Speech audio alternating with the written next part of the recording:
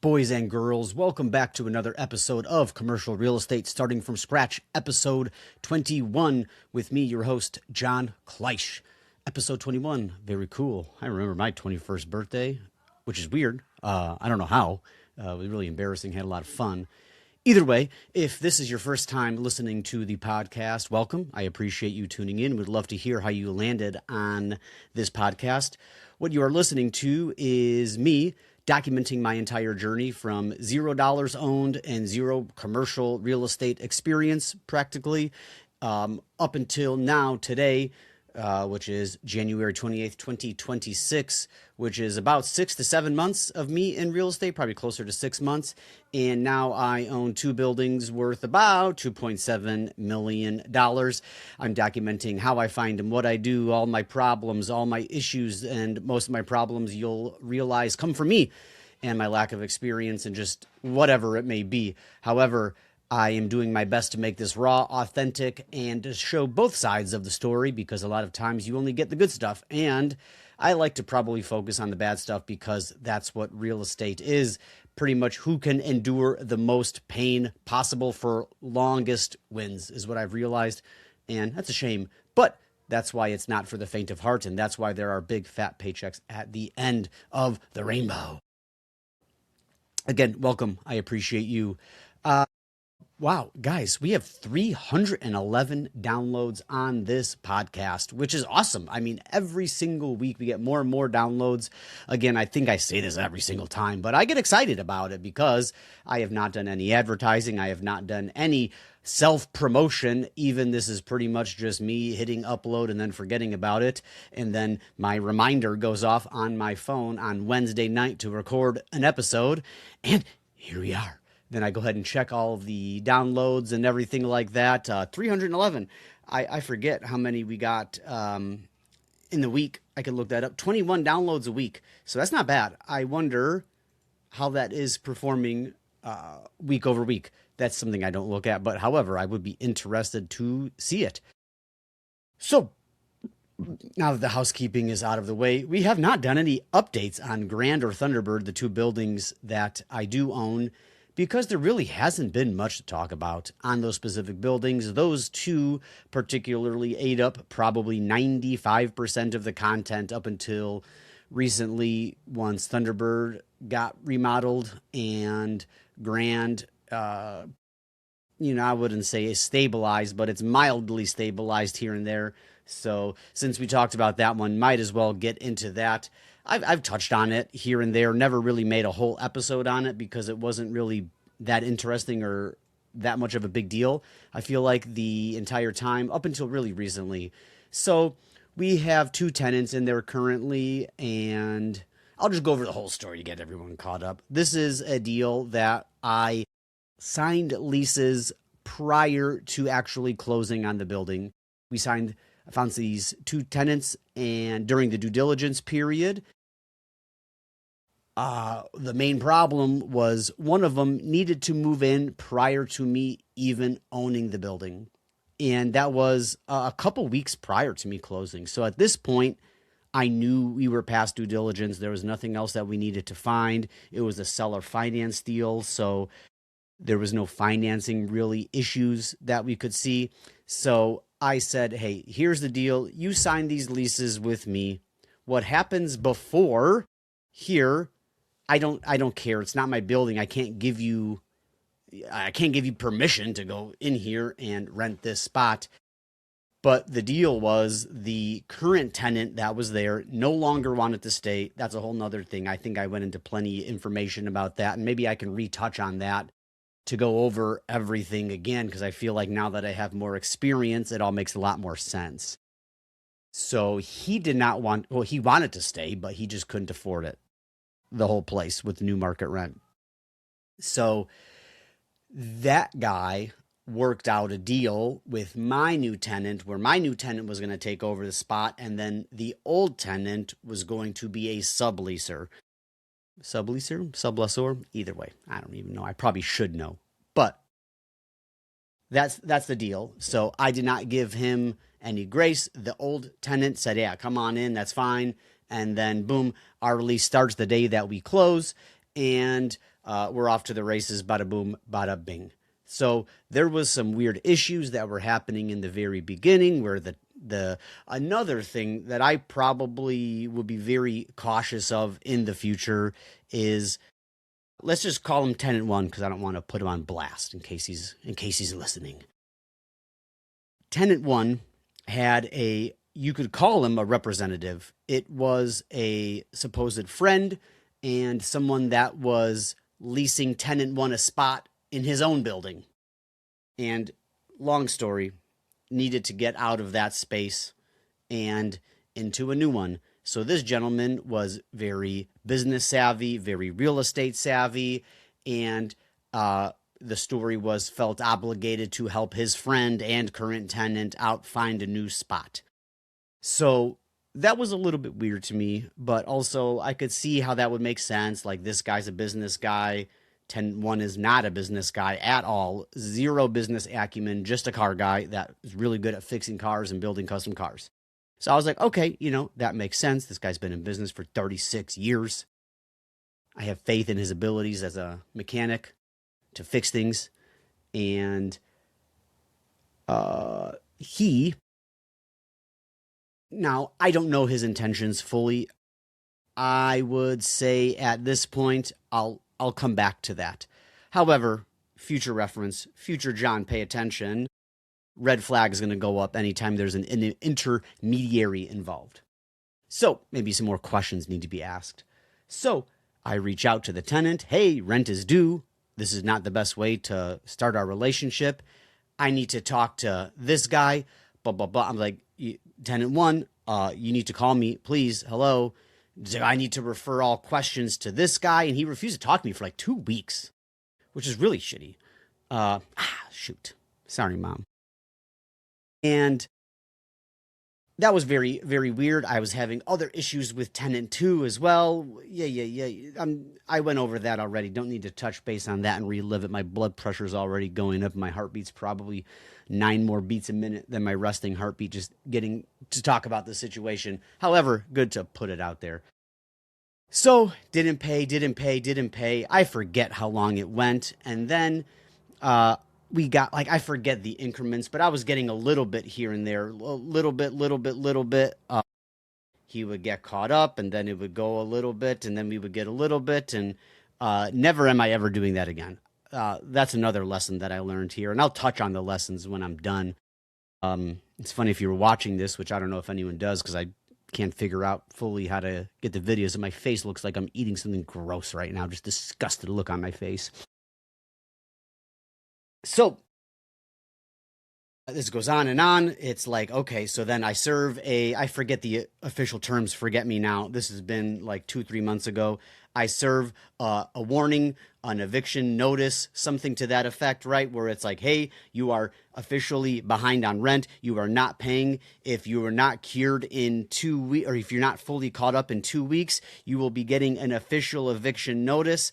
And at that point in time, you will have, I forget, I think it's 10 days to get caught up at that point. And then after that, you are getting evicted, right? So he got one letter. He's like, don't worry about it. I'll pay. He eventually did pay, which is funny. He actually paid on the last day, the very, very last day at like 2-3 o'clock when it was due at 5 p.m. that day. So again, that's the type of situation we're dealing with. And that was, I don't know, 6 weeks ago. And that was a good chunk of change. It was like 13 grand that we got, which was a nice breath of fresh air, right? So that bought a lot of time. And then it's like, you breathe easy. You take a seat back and you're like, okay, dude, the guy paid. He's going to get fully caught up. And then again, now January 1 comes and I get like 5 or 6 grand or 3 grand, I think I got. And it's like, okay, dude, we're about halfway there. Rent now is $7,500.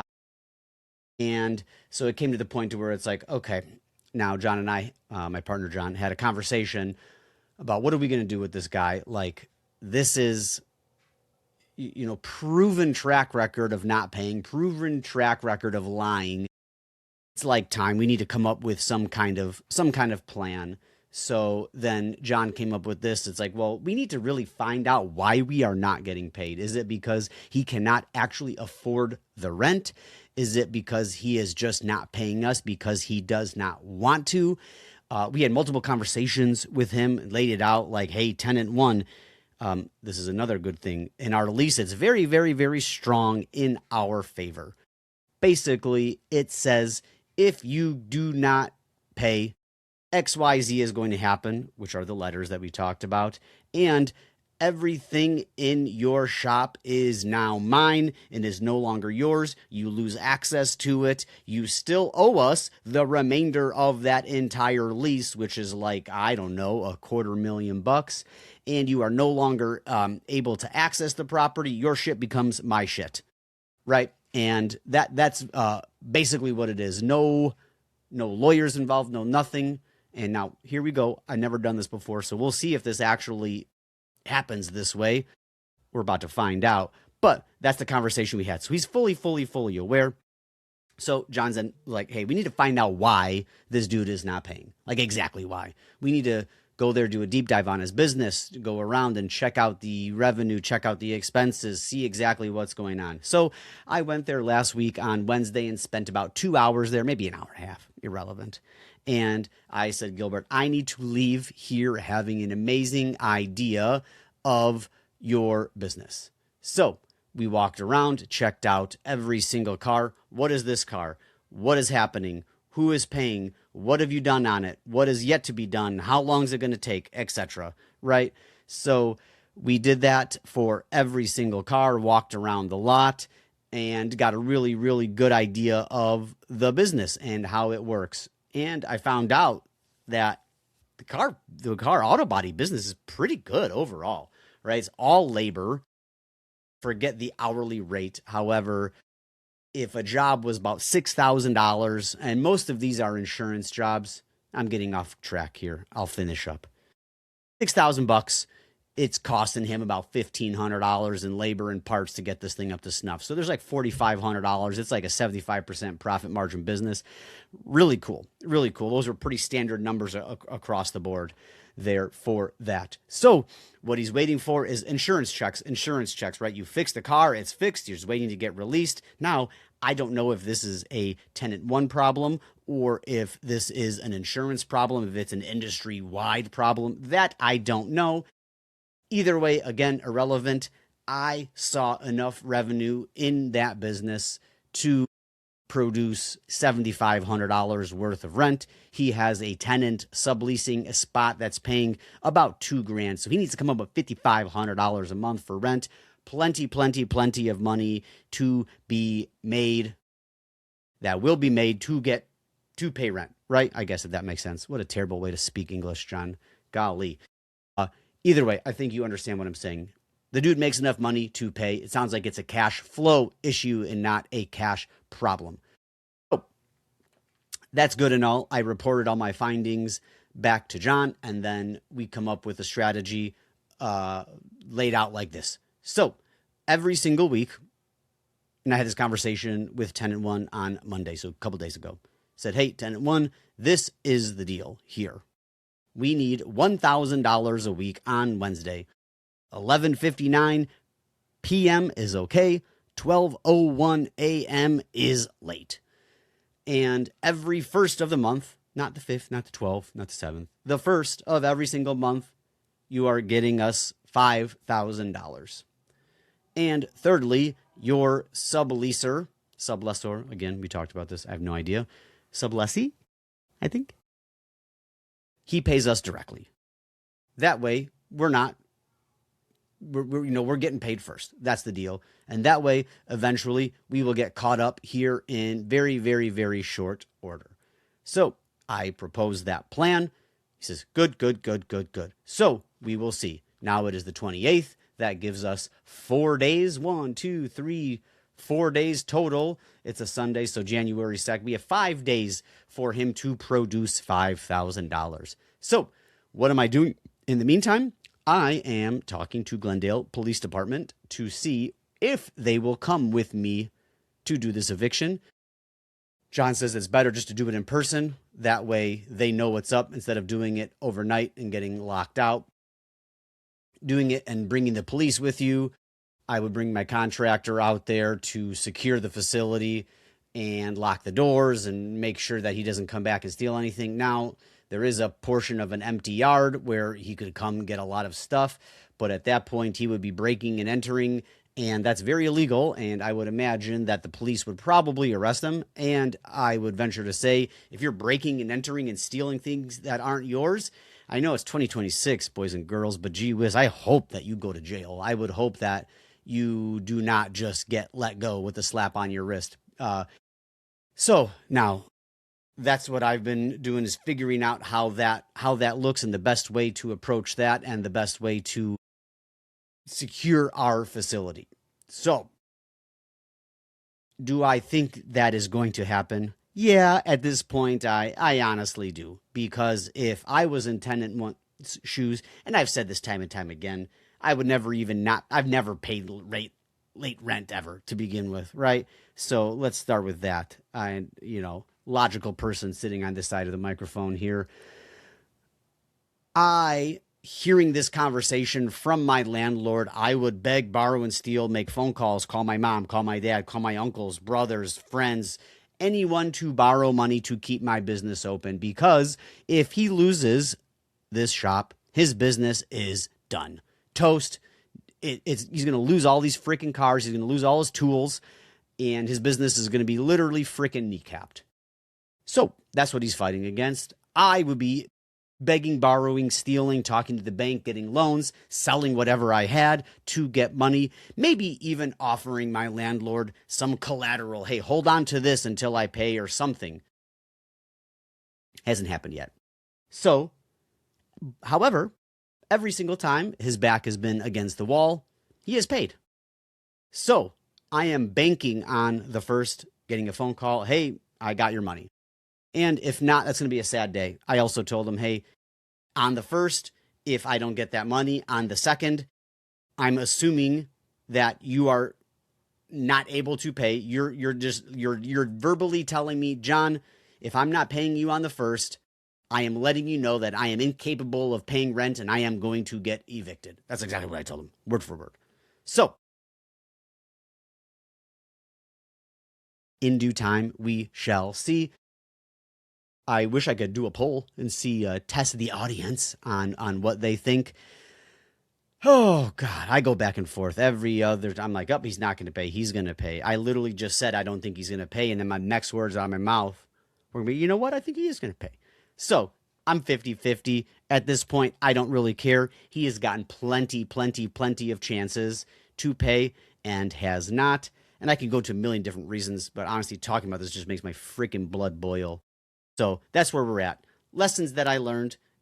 Nobody's getting any slack at all. I talked to a good friend, landlord, and someone I look up to, Dustin. Shout out, Dustin Singer, you the man. And he is like, there is no slack with me.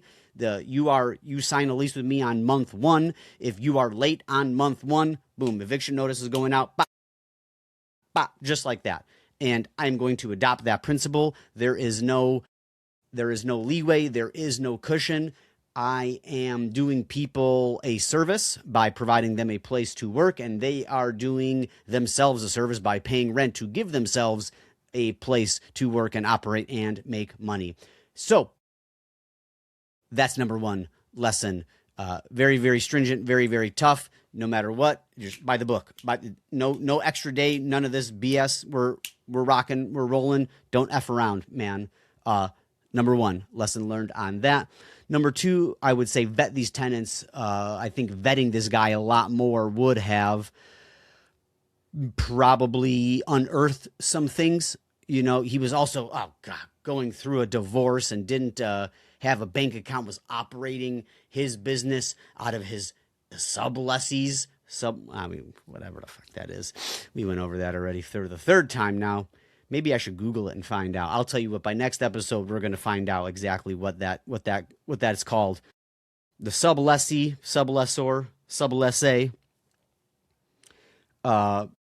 I even know why I was talking about that. But vetting, I feel like vetting would have been maybe found out a little bit more about him. The bank accounts. That's right. Golly, he was running his business out of his sublessors or lessee's bank account. Crazy. Crazy, crazy, crazy to hide it from his divorce, right? Which again, I mean, illegal. So I guess that shows what type of person we're dealing with here. Someone who is not afraid to skirt the system, which good and bad. Break the rules, not the law, right?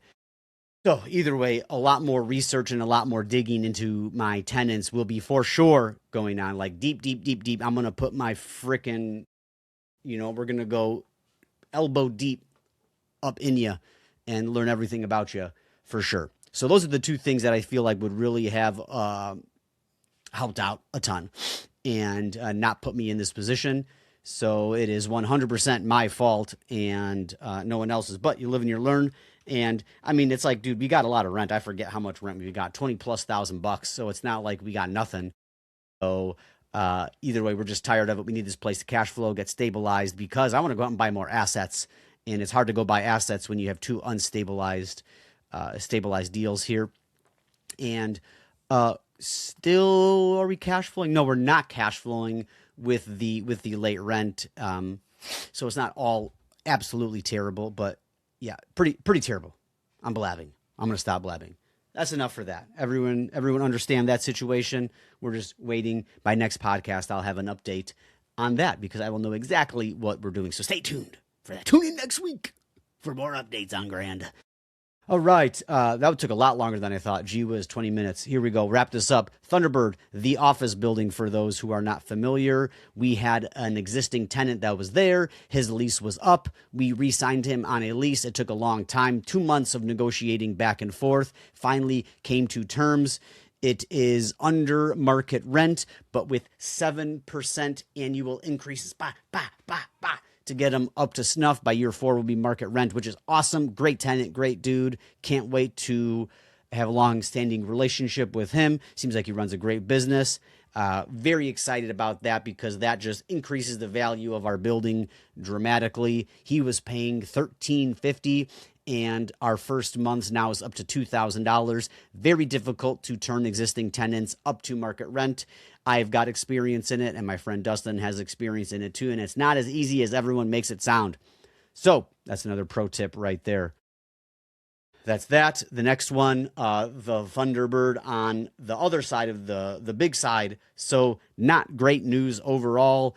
My broker that is leasing the space has gotten only, like, he called them survey calls. I don't even know what necessarily that means. It sounds like they're not real leads, just brokers calling to get information on the lease and then maybe trying to go out and find tenants for it or something. Maybe they are calling on tenants, prospective tenants that they could represent. I don't exactly know, but I could hear it in his voice and I was like, yo, dude, tell me what's up with this. Like, this is, no good, no bueno. What do we got to do? So we decided to drop the rent by, honestly, I forget. I think we were asking $12,500 and we dropped it to $11,500, or we were asking $12,000 and now we're going $11,500. And we're already kind of underneath the market as it was. And we're offering a full service lease, which is we pay for electric, utilities. If a doorknob breaks, we fix it. A light bulb goes out, we fix it. You get the gist of it. So it is a very aggressive lease for the tenant. Good for them, not great for me. However, we bought this deal so deep that it is still worth it and will still cash flow a poop ton of money overall. And Preston, my broker, asked, hey, do you want to list this building for sale? And I was like, shoot, you know what? At this point, I kind of did.